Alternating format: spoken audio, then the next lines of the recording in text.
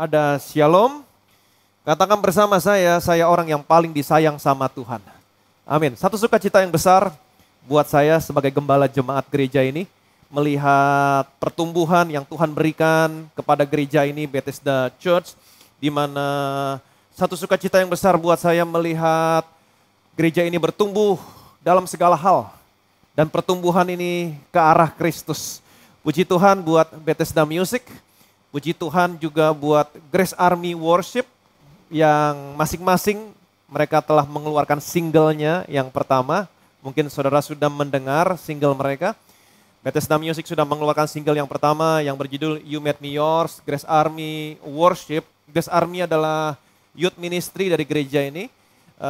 Di mana mereka juga sudah mengeluarkan single yang pertama oleh karena kasih karunia Tuhan yang berjudul Kemanakah. Saudara bisa mendengar pujian ini, You Made Me Yours, Kemanakah, di berbagai platform musik digital, di Spotify, di iTunes, di Deezer, di Joox, di Revivo, dan saya percaya pujian-pujian ini akan memberikan kekuatan dan memberkati saudara. Puji Tuhan juga untuk Karis Kids, ada program-program yang baru, Tuhan memberikan hikmat kepada kakak-kakak di Grace Army, punya program yang baru untuk menyampaikan firman Tuhan dan mengajarkan firman Tuhan kepada anak-anak saudara tentunya dengan cara yang menarik dan menyenangkan. Mereka diberikan hikmat untuk membuat jingle, untuk membuat karakter-karakter. Nah dari karakter-karakter dan jingle ini, dari media yang Tuhan berikan kepada mereka sehingga mereka bisa bikin program yang baru, mereka bisa bikin buku activity, mereka bisa menyampaikan dan mengajarkan firman Tuhan kepada anak-anak saudara tentunya dengan cara yang menarik dan menyenangkan. Dan saya percaya anak-anak saudara pasti diberkati. Saudara siap diberkati Tuhan? Amin. Hari ini saya ajak saudara untuk sama-sama melihat dari cerita Benyamin, anaknya Yakub. Yakub memiliki dua orang istri. Yang pertama bernama Lea, yang kedua bernama Rahel. Alkitab menceritakan pada awalnya Rahel adalah perempuan yang mandul, tidak bisa mempunyai anak. Tetapi pada akhirnya Rahel memiliki seorang anak laki-laki yang bernama Yusuf. Yusuf merupakan gambaran tentang siapa? Merupakan gambaran tentang Yesus. Jelas sekali Alkitab menceritakan Yusuf adalah anak yang paling dikasihi oleh bapaknya. Tetapi Yusuf ditolak oleh saudara-saudaranya. Alkitab juga menceritakan Yesus adalah anak yang paling dikasihi bapaknya. Kemudian Yesus datang kepada kepunyaannya, kepada saudara-saudaranya bangsa Israel. Tapi mereka juga menolak Yesus. Kemudian Rahel akhirnya memiliki seorang anak lagi yang bernama Benyamin, adiknya Yusuf. Benyamin di sini merupakan gambaran tentang siapa? Benyamin merupakan gambaran tentang saudara, merupakan gambaran tentang saya. Kita lihat firman Tuhan dari Kejadian pasal 35 ayat 17 sampai dengan 19. Sedang ia sangat sukar bersalin, berkatalah bidan kepadanya, janganlah takut, sekali ini pun anak laki-laki yang kau dapat. Dan ketika ia hendak menghembuskan nafas, sebab ia mati kemudian, diberikannya lah nama Ben-Oni kepada anak itu, tetapi ayahnya menamainya Benyamin. Demikianlah Rahel mati, lalu ia dikuburkan di sisi jalan ke Efrata, yaitu Bethlehem. Setelah melahirkan Benyamin, Alkitab menceritakan Rahel mati. Tetapi sebelum dia menghembuskan nafasnya yang terakhir, Alkitab menceritakan Rahel memberikan nama kepada anaknya Ben-Oni. Tetapi ayahnya menamai anaknya Benyamin. Jadi sebelum menghembuskan nafasnya, Rahel memberikan nama anaknya Ben-Oni. Ben-Oni artinya anak penderitaan. Tetapi Yakub memberikan nama kepada anaknya Benyamin, anak tangan kanan. Jadi dari anak penderitaan menjadi anak tangan kanan. Kalau saudara perhatikan baik-baik dalam Injil, dulu saudara dan saya adalah anak-anak penderitaan. Tetapi karena Allah begitu mengasihi saudara, mengasihi saya. Saudara dan saya sebelumnya adalah anak penderitaan karena dosa. Tapi karena Allah begitu mengasihi saudara, mengasihi saya. Dia berikan anak yang tunggal, anaknya datang ke dalam dunia ini. Amin. Yesus gantikan posisimu di atas kayu salib, menanggung semua penderitaan, kutuk, penghukuman yang seharusnya menjadi bagian saudara, bagian saya. Dia taat sampai mati di atas kayu salib. Pada hari yang ketiga Allah membangkitkan Yesus. Kemudian Yesus naik ke surga. Dan ketika Yesus naik ke surga, Bapaknya berkata kepada Yesus, duduklah di sebelah kananku. Amin, duduklah di sebelah kananku. Dan saya punya kabar baik buat saudara. Efesus pasal 2 mengatakan begini. Tetapi Allah yang kaya dengan rahmat, oleh karena kasih-Nya yang besar, yang dilimpahkannya kepada kita, telah menghidupkan kita bersama-sama dengan Kristus, sekalipun kita telah mati oleh kesalahan-kesalahan kita, oleh kasih karunia, kamu diselamatkan.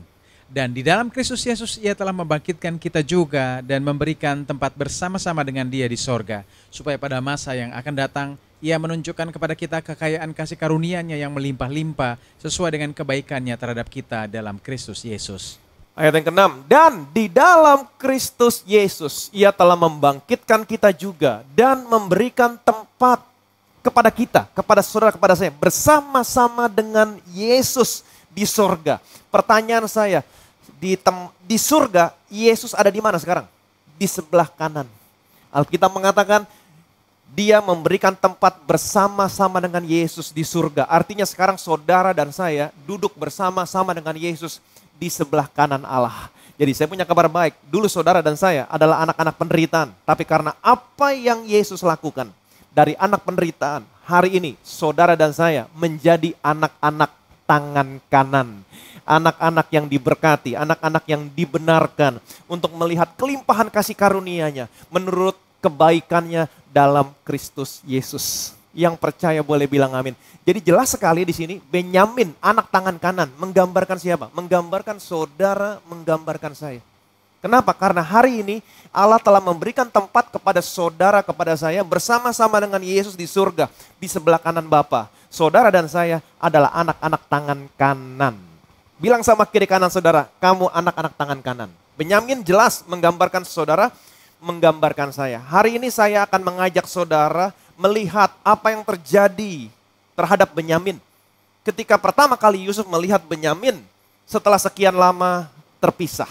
Perhatikan baik-baik, kita lihat Kejadian pasal 43, 16-17. Ketika Yusuf melihat Benyamin bersama-sama dengan mereka, berkatalah ia kepada kepala rumahnya, bawalah orang-orang ini ke dalam rumah. Sembelilah seekor hewan dan siapkanlah itu, sebab orang-orang ini akan makan bersama-sama dengan aku pada tengah hari ini. Orang itu melakukan seperti yang dikatakan Yusuf, dan dibawanyalah orang-orang itu ke dalam rumah Yusuf. Amin. Kalau saudara baca judul perikopnya berjudul saudara-saudaranya Yusuf datang kedua kali ke Mesir. Alkitab menceritakan waktu saudara-saudara Yusuf datang kedua kali ke Mesir, mereka membawa Benyamin. Pertanyaan saya, kenapa waktu mereka datang ke Mesir untuk yang kedua kalinya mereka membawa Benyamin? Kalau saudara baca keseluruhan ceritanya, ayat-ayat sebelumnya, di situ diceritakan ketika terjadi kelaparan di seluruh dunia. Yakub menyuruh anak-anaknya untuk pergi ke Mesir, membeli bahan makanan. Amin. Ketika saudara-saudara Yusuf pertama kali datang ke Mesir, ketemu dengan Yusuf, Yusuf sudah mengenali saudara-saudaranya. Tetapi Alkitab menceritakan mereka tidak mengenali Yusuf. Dan pertama kali Yusuf menuduh mereka dengan sengaja sebagai mata-mata. Kemudian mereka menjelaskan keberadaan mereka. Hamba-hambamu ini berjumlah 12 orang dari satu ayah yang ada di tanah Kanaan.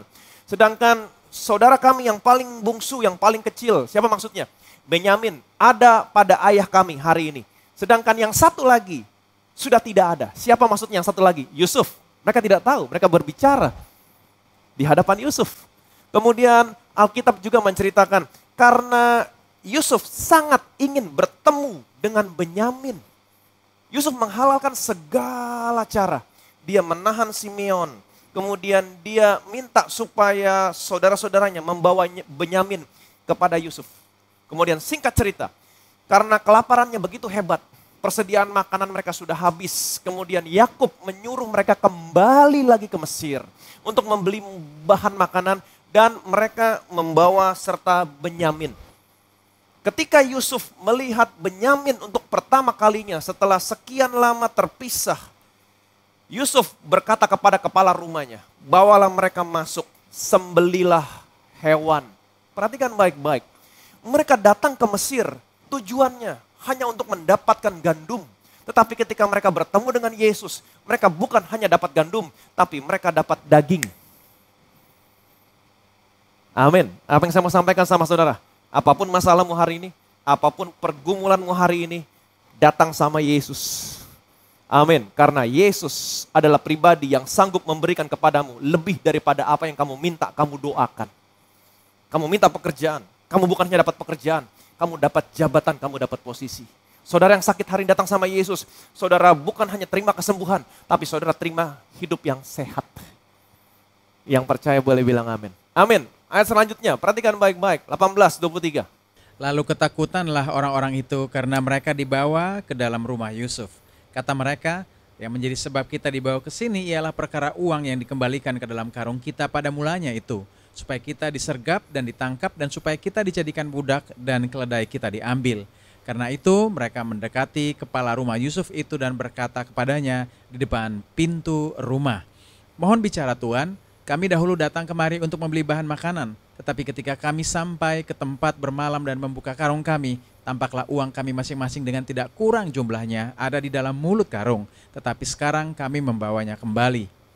Uang lain kami bawa juga kemari untuk membeli bahan makanan. Kami tidak tahu siapa yang menaruh uang kami itu ke dalam karung kami." Tetapi jawabnya, "Tenang sajalah, jangan takut. Allahmu dan Allah Bapamu telah memberikan kepadamu harta terpendam dalam karungmu. Uangmu itu telah kuterima." Kemudian dikeluarkannya lah Simeon dan dibawanya kepada mereka. Amin. Kalau saudara baca ayatnya tadi, salah seorang saudaranya Yusuf datang kepada kepala rumahnya Yusuf. "Mohon bicara tuanku. Dulu kami datang kemari untuk membeli bahan makanan. Tetapi ketika kami dalam perjalanan pulang, ketika kami bermalam, kami menemukan uang kami tidak berkurang. Kami menemukan uang kami tidak berkurang. Dan kami membawa kembali uang itu dan kami juga membawa uang yang lain untuk membeli bahan makanan. Kami tidak tahu siapa yang menaruh uang itu dalam karung kami." Tetapi kepala rumah Yusuf berkata, "Jangan takut. Allahmu dan Allah Bapamu yang menaruh harta karun terpendam dalam karungmu. Uangmu sudah kami terima." Amin. Perhatikan baik-baik. Kalau saudara lihat orang-orang Yahudi zaman modern sekarang, mereka begitu diberkati Tuhan. Betul, mereka begitu diberkati Tuhan dalam segala hal. Dan saya mau saudara mengerti, orang-orang Yahudi di dunia ini adalah ras yang paling kecil jumlahnya dibanding ras yang lain. Tetapi kalau saudara lihat peraih hadiah Nobel, sebagian besar berasal dari ras ini. Belum lagi di bidang-bidang yang lain, mereka menguasai berbagai bidang. Dalam informasi teknologi, saudara bisa lihat Mark Zuckerberg yang punya Facebook, kemudian WhatsApp, kemudian ada lagi nama-nama yang lain, Dell, Compaq, Oracle, Intel. Mereka semua penguasa dalam dunia informasi dan teknologi. Kemudian dalam bidang fashion, Donna Karan New York, Levi's. Betul, kemudian belum lagi dalam industri perfilman dunia, MGM. Kemudian apalagi Paramount, kemudian Warner Brothers, sutradara terkenal, siapa namanya, Steven Spielberg. Kemudian belum lagi dalam dunia kesehatan, alat-alat kesehatan yang mereka temukan, obat-obatan. Dan mereka tidak pernah tahu siapa yang menaruh ide dalam kepala mereka dan siapa yang menaruh uang dalam karung mereka. Satu saat mereka akan tahu. Amin. Pertanyaan saya, kenapa mereka begitu sukses? Karena mereka punya perjanjian dengan Allah di dalam darah mereka.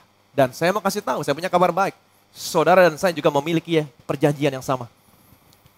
Amin. Saudara adalah keturunan Abraham. Mereka punya perjanjian dengan Allah dalam darahnya karena Abraham. Dan saudara dan saya juga punya perjanjian yang sama. Karena saudara dan saya adalah keturunan Abraham. Alkitab mengatakan barang siapa milik Kristus, ia adalah keturunan Abraham dan berhak menerima janji Allah.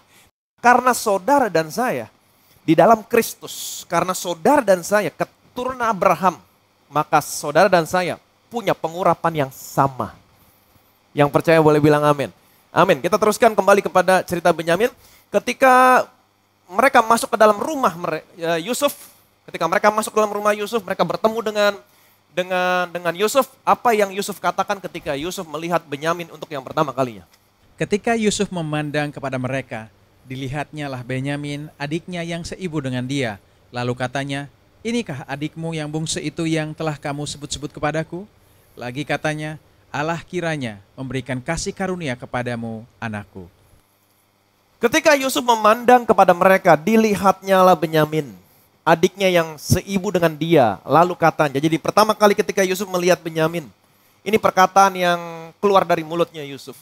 "Inikah adikmu yang bungsu itu, yang telah kamu sebut-sebut kepadaku?" Lagi katanya, "Allah kiranya memberikan kasih karunia kepadamu, anakku." Pertama kali Yusuf melihat Benyamin, perkataan yang keluar dari mulutnya, Allah kiranya memberikan kasih karunia kepadamu, anakku. Siapakah Benyamin di sini? Benyamin merupakan gambaran tentang siapa? Tentang saudara dan saya. Jadi kasih karunia Tuhan ditujukan kepada saudara, kepada saya. Yang percaya boleh bilang amin. Dunia menyangka Tuhan yang memberikan tsunami, dunia mengira Tuhan yang memberikan gempa bumi, Tuhan mengira, banyak yang mengira hari-hari Tuhan memberikan COVID-19. No. Tuhan tidak memberikan gempa bumi, Tuhan tidak memberikan tsunami, Tuhan tidak pernah mengambil orang yang saudara cintai. Tuhan justru memberikan anaknya. Dia memberikan yang terbaik yang dia miliki di surga, anaknya. Anaknya datang ke dalam dunia ini, gantikan posisimu. Menanggung semua dosa, penghukuman, penderitaan. Supaya hari ini tidak lagi ada penghukuman buat saudara, buat saya yang ada dalam Kristus Yesus. Yang percaya boleh bilang amin. Amin. Ayat berikutnya. Saudara-saudaranya itu duduk di depan Yusuf dari yang sulung sampai yang bungsu. Sehingga mereka berpandang-pandangan dengan heran. Lalu disajikan kepada mereka hidangan dari meja Yusuf. Tetapi yang diterima Benyamin adalah 5 kali lebih banyak daripada setiap orang yang lain. Lalu minumlah mereka dan bersukaria bersama-sama dengan dia. Ayat 34, lalu disajikan kepada mereka hidangan dari meja Yusuf. Tetapi yang diterima Benyamin, perhatikan baik-baik, Benyamin masih kecil. Tetapi waktu hidangan disajikan kepada Benyamin, yang diterima Benyamin 5 kali lebih banyak daripada setiap orang yang lain. Saya mau kasih tahu sama di akhir zaman ini, Tuhan mau saudara dan saya diberkati 5 kali lebih banyak daripada orang-orang dunia. Yang percaya boleh bilang amin. Katakan bersama saya diberkati 5 kali lebih banyak daripada orang lain. Amin. Bukan hanya 5 kali lebih banyak makanan, tetapi perhatikan baik-baik. 45 ayat 22. Kepada mereka masing-masing diberikannya sepotong pesalin, dan kepada Benyamin diberikan 300 uang perak dan 5 potong pesalin. Kepada mereka masing-masing diberikannya sepotong pesalin, dan kepada Benyamin diberikannya 300 uang perak dan 5 potong pesalin. Jadi kepada Benyamin bukan hanya diberikan 5 kali makanan lebih banyak, tetapi juga 5 kali lebih banyak pesalin. Amin.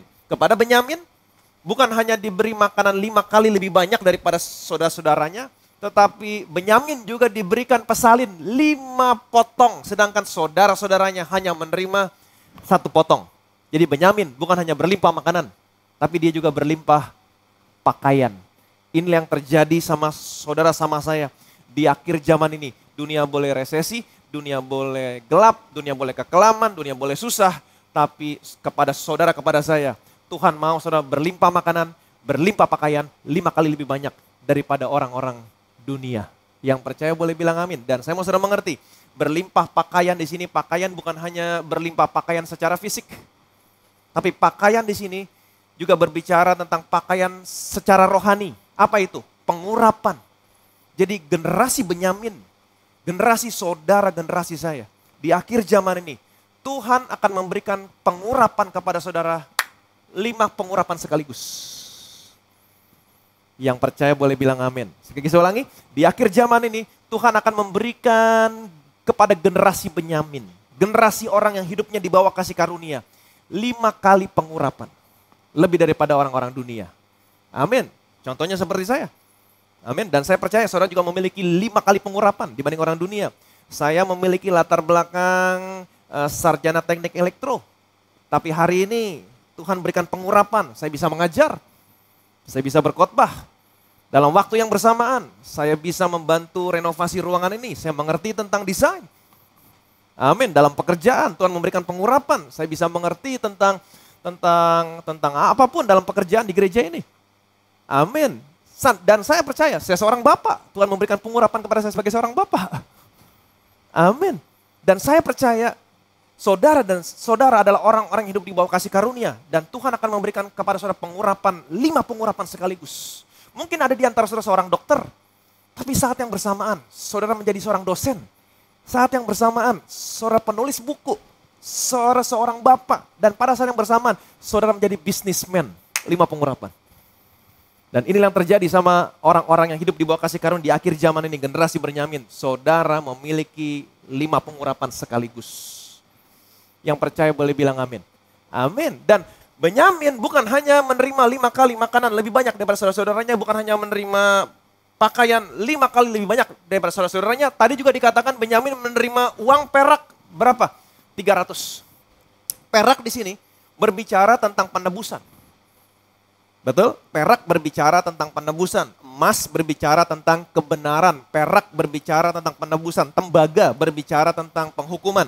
Tapi perak di sini berbicara tentang penebusan. Dan piala perak, piala miliknya Yusuf yang ditaruh, yang hilang, diketemukan di kantungnya siapa? Di kantungnya Benyamin. Amin. Ini menarik.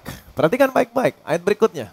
Dan kepala rumah itu memeriksanya dengan teliti. Ia mulai dengan yang sulung sampai kepada yang bungsu. Maka kedapatanlah piala itu dalam karung Benyamin. Dan kepala rumah itu memeriksanya dengan teliti. Ia mulai dari yang sulung sampai kepada yang bungsu. Siapa yang bungsu? Benyamin. Maka kedapatanlah piala itu dalam karung Benyamin. Pialanya terdapat dalam karung Benyamin. Nah, saya selalu mengerti. Jadi saya ulangi. Pialanya piala perak. Perak berbicara tentang penebusan. Piala cawan berbicara tentang apa? Murka Allah. Dan pialanya, cawannya sudah kosong. Kenapa? Karena Yesus sudah minum dari cawannya. Amin. Dia menanggung semua penghukuman yang merupakan bagian saudara. Dia tanggung semua kutuknya. Amin. Sehingga hari ini Tuhan bersumpah, aku tidak murka lagi sama kamu. Aku tidak menghardik kamu lagi. Biar gunung beranjak, bukit bergoyang. Kasih setia Tuhan tidak pernah beranjak daripadamu. Yang percaya boleh bilang amin. Dan saya sangat suka sekali apa yang Yusuf katakan kepada kepala rumahnya ketika dia menyuruh kepala rumahnya menaruh piala ini dalam karungnya Benyamin. Yusuf berkata begini. Dan pialaku, piala perak itu, taruhlah di dalam mulut karung anak yang bungsu serta uang pembayar gandumnya juga. Maka diperbuatnyalah seperti yang dikatakan Yusuf. Dan pialaku, ingat piala perak itu. Taruhlah di dalam mulut karung anak yang bungsu. Pialaku, piala perak itu, taruhlah dalam mulut karung Benyamin. Nah, ini merupakan gambaran. Saya mau saudara mengerti. Karung di sini berbicara tentang apa? Tubuh saudara. Amin. Mulut di sini, mulut karung berbicara tentang siapa? Mulut saudara. Dan ingat baik-baik, cawan perak di sini berbicara tentang penebusan dari murka Allah. Saudara sudah ditebus dari murka Allah. Yesus minum cawannya, dia tanggung semua murka Allah di atas kayu salib. Amin. Pertanyaan saya, bagaimana caranya saudara mengklaim penebusan yang sudah Tuhan Yesus lakukan? Bagaimana caranya saudara mengklaim penebusan yang Tuhan sudah lakukan? Bagaimana caranya? Dengan mulutmu. Amin. Mengklaim dengan mulutmu. Itu sebabnya setiap kali saudara perjamuan kudus, saudara mengangkat roti, saudara berkata inilah tubuh Kristus yang ditikam, yang ditombak, yang dihancurkan di atas kayu salib. Karena engkau dihancurkan, sesungguhnya engkau sedang menanggung penyakit kami. Amin. Karena engkau sudah menanggung penyakit kami. Itu sebabnya hari ini tidak boleh ada satupun penyakit dalam tubuhku. Oleh bilur-bilurmu semua penyakitku disembuhkan. Saudara mengklaim dengan mulut saudara. Waktu saudara mengklaim penebusan saudara dengan mulut saudara, saya mau kasih tahu, penebusan itu menjadi milikmu. Yang percaya boleh bilang amin. Saudara harus mengklaim penebusanmu. Tuhan, aku bersyukur Engkau telah menggantikan posisiku di atas kayu salib menjadi terkutuk supaya hari ini aku dibebaskan dari segala kutuk. Amin. Tuhan, aku bersyukur Engkau telah menebus saya dari penyakit. Engkau menggantikan posisiku, menanggung semua penyakit, penderitaan. Alkitab mengatakan kau hancur-hancuran, bahkan bentuknya tidak lagi seperti manusia. Dan hari ini oleh bilur-bilurmu, aku disembuhkan. Saudara harus ngomong, klaim penebusan yang sudah Tuhan Yesus lakukan dengan mulutmu. Ketika saudara mengklaim penebusan itu, saya mau kasih tahu, penebusan itu menjadi milikmu. Yang percaya boleh bilang amin. Dan ingat baik-baik, saudara dan saya adalah orang-orang yang sudah ditebus. Dulu saudara dan saya adalah anak-anak penderitaan. Saudara dan saya adalah orang-orang yang menderita karena dosa. Tetapi karena apa yang Tuhan Yesus lakukan di atas kayu salib hari ini, Saudara bukan lagi anak-anak penderitaan, tapi hari ini saudara dan saya adalah anak-anak tangan kanan. Benyamin, generasi Benyamin. Saudara menjadi anak tangan kanan, anak-anak yang diberkati, anak-anak yang dibenarkan untuk melihat kelimpahan kasih karunia sesuai dengan kebaikan Tuhan dalam Kristus Yesus. Saudara dan saya adalah orang-orang yang ditebus. Amin. Saudara ditebus untuk diberkati, berlimpah makanan, berlimpah pakaian, 5 kali lipat, lebih banyak daripada orang-orang dunia. Yang percaya boleh bilang amin. Jadi ingat baik-baik, klaim penebusanmu. Klaim penebusanmu, klaim penebusan yang sudah Tuhan Yesus lakukan di atas kayu salib. Klaim. Yang pertama, klaim penebusanmu bahwa saudara dan saya sudah dibebaskan dari dosa. Amin. Dan saudara dibebaskan dari kegelapan. Dan hari ini kita sudah belajar beberapa minggu yang lalu, kamu bukan lagi anak-anak kegelapan, anak malam, tapi kamu adalah anak-anak terang. Anak-anak siang. Amin. Klaim. Tuhan, aku bersyukur karena apa yang kau lakukan di atas kayu salib. Hari ini aku bukan lagi anak-anak kegelapan, anak malam. Bukan orang kegelapan, bukan orang malam. Tapi hari ini aku adalah anak-anak terang, anak-anak siang. Tuhan, aku bersyukur Engkau telah gantikan posisiku di atas kayu salib. Dihancurkan, diremukkan, menanggung semua dosa, penyakit. Sehingga hari ini Tuhan, aku bisa terima hidup yang sehat. Tuhan, aku bersyukur Engkau gantikan posisimu di atas kayu salib. Mati muda supaya hari ini aku bisa punya umur yang panjang. Tuhan, aku bersyukur Engkau telah tergantung di atas kayu salib menjadi terkutuk. Sebab ada tertulis, terkutuklah orang yang digantung pada kayu salib. Engkau menjadi terkutuk supaya hari ini aku menjadi orang yang diberkati. Tuhan, aku bersyukur karena apa yang kau lakukan. Dulu saya orang yang menderita karena dosa, tapi hari ini aku telah menjadi anak tangan kanan. Anak yang dibenarkan, diberkati untuk melihat kelimpahan kasih karunia sesuai dengan kebaikan dalam Kristus Yesus. Saudara dan saya, ingat hari ini menjadi anak-anak tangan kanan. Saudara dan saya, dunia boleh gelap, dunia boleh kekurangan, dunia boleh berteriak. Tapi di akhir zaman ini, Tuhan akan memberkatimu, memberkati saya. Berlimpah makanan, berlimpah pakaian, 5 kali lebih banyak daripada orang-orang dunia. Yang percaya boleh bilang amin. Amin. Saya akan bacakan 2 kesaksian. Ini berkat yang diterima oleh generasi Benyamin. Mereka adalah anak-anak muda yang luar biasa. Ini kesaksian yang pertama dari Aldi. Shalom. Saya rindu untuk membagikan kebaikan dan kemurahan Tuhan atas hidup saya, terutama dalam karir yang Tuhan percayakan kepada saya. Saya bekerja di salah satu kedutaan besar di Jakarta. Di tahun pertama saya bekerja, saya memiliki pimpinan yang tidak terlalu baik kepada saya. Di tempat saya bekerja, saya sering dipandang sebelah mata dan dipandang rendah oleh rekan-rekan kerja saya. Karena memang saya termasuk yang paling muda, junior, dan salah satu yang gajinya paling kecil di kantor. Saya selalu percaya kepada kebaikan dan kemurahan Tuhan.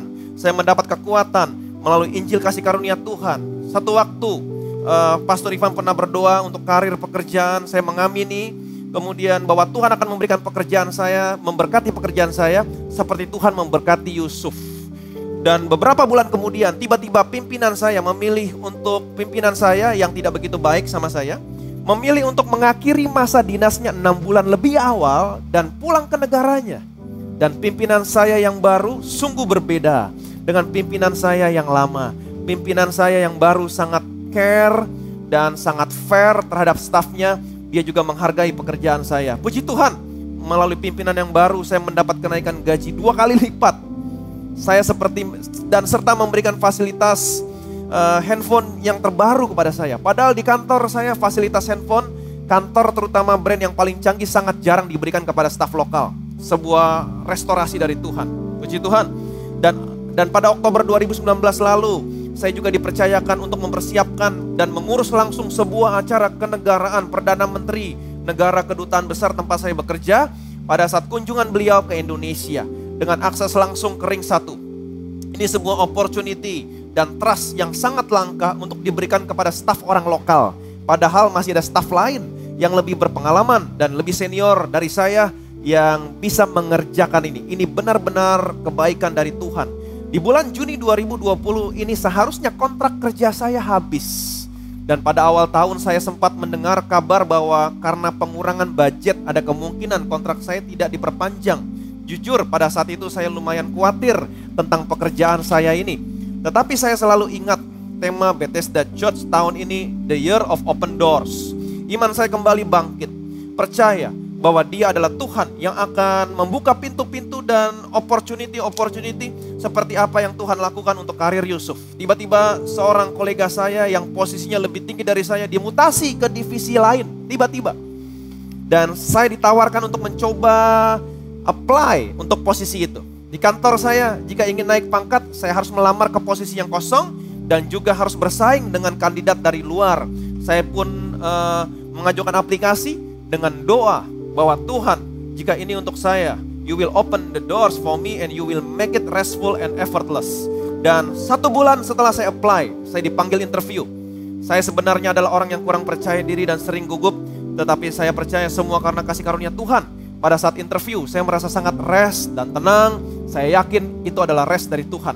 Saya melihat kebaikan Tuhan terus dinyatakan dalam kehidupan saya. Sekitar pertengahan Maret, saya diminta langsung bekerja di posisi yang baru dengan status sebagai karyawan tetap, bukan karyawan kontrak lagi, dengan gaji yang lebih tinggi.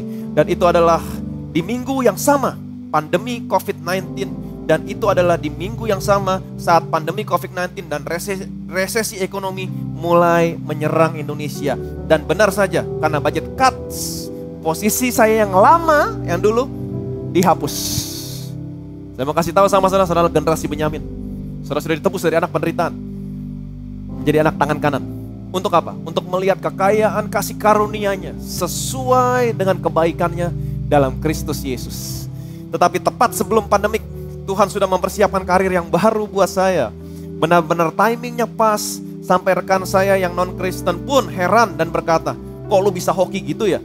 Pas sebelum pemotongan budget dan pandemi kamu naik jabatan dan jadi karyawan tetap. Saya hanya merespon, ini semua karena kebaikan Tuhan.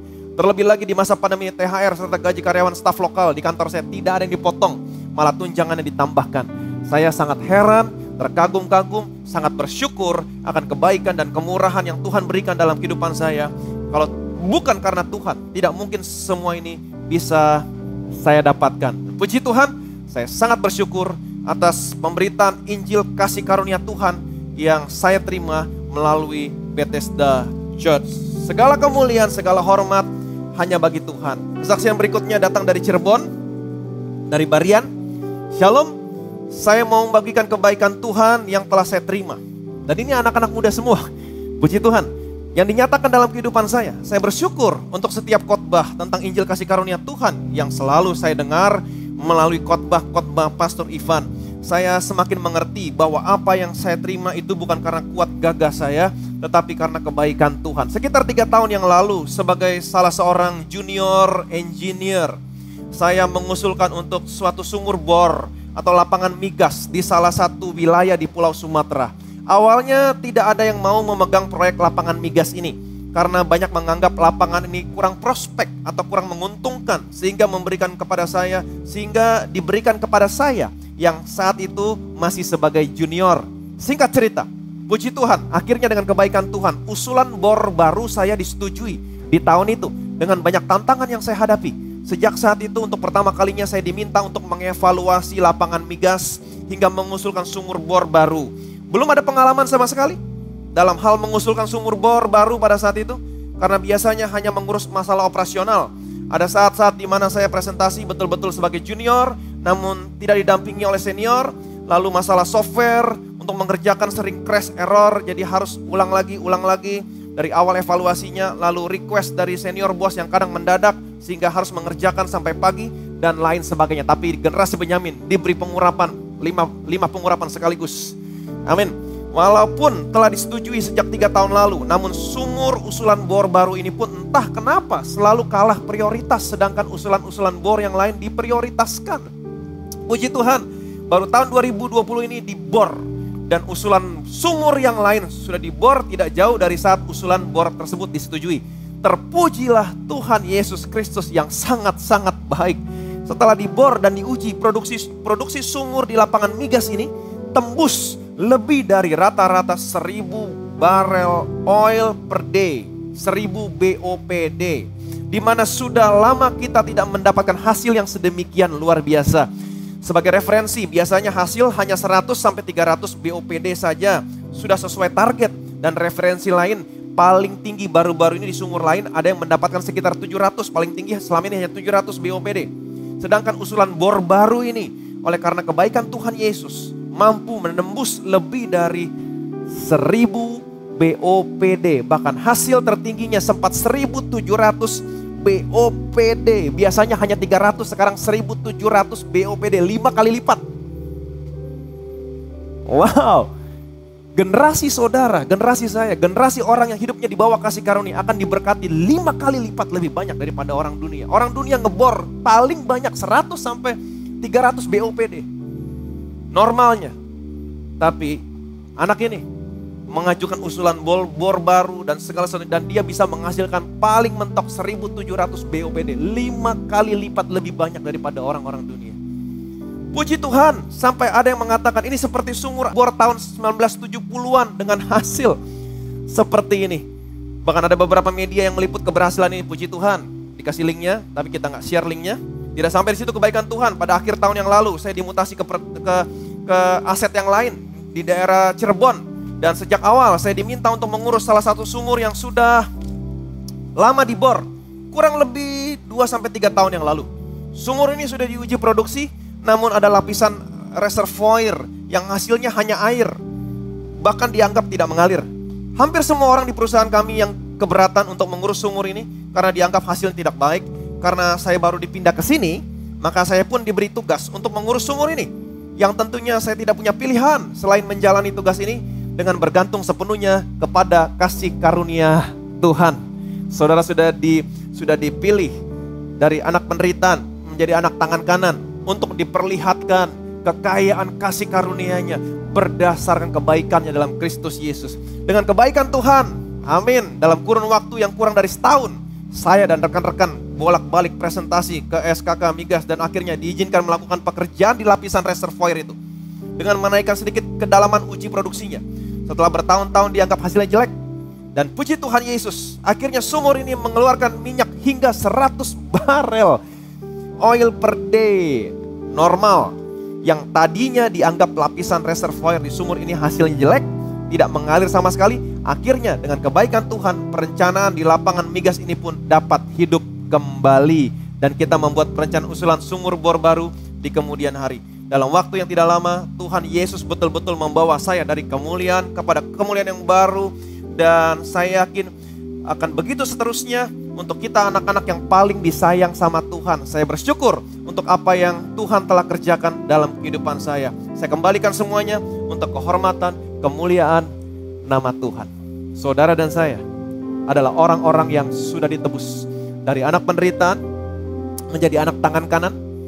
Supaya apa? Supaya Tuhan bisa memperlihatkan kepada saudara, kepada saya, kekayaan kasih karunia-Nya menurut kebaikannya dalam Kristus Yesus. Ingat, kamu adalah anak tangan kanan, anak yang dibenarkan, anak yang diberkati. Amin. Tuhan akan memberkati saudara di akhir zaman ini. Dunia boleh resesi, dunia boleh mengalami kegelapan, tetapi saudara dan saya akan berlimpah makanan, berlimpah pakaian, 5 kali lebih banyak daripada orang-orang dunia. Diberkatilah saudara. Yang percaya boleh bilang amin. Betapa kami bersyukur Tuhan. Dulu kami adalah anak-anak penderitaan karena dosa. Tetapi karena apa yang Kau lakukan di atas kayu salib, Engkau telah memberikan tempat kepada kami bersama-sama dengan Dia di kerajaan surga, di sebelah kanan Bapa di surga. Sehingga hari ini kami bukan lagi anak-anak penderitaan karena apa yang Kau lakukan. Kami menjadi anak-anak tangan kanan Benyamin. Generasi kami, orang-orang yang hidup di bawah kasih karunia, adalah orang-orang yang sudah ditebus dari anak penderitaan menjadi anak-anak yang diberkati, dibenarkan untuk melihat kasih karunia. Bahkan bukan hanya kasih karunia, tapi kelimpahan kasih karunia-Mu Tuhan berdasarkan kebaikan di dalam Kristus Yesus. Dunia boleh resesi, dunia boleh susah, tapi kami generasi Benyamin yang hidupnya di bawah kasih karunia, kami akan diberkati, berlimpah makanan, berlimpah pakaian, 5 kali lebih banyak daripada orang-orang dunia. Dalam nama Tuhan Yesus kami berdoa, sama-sama kita katakan amin.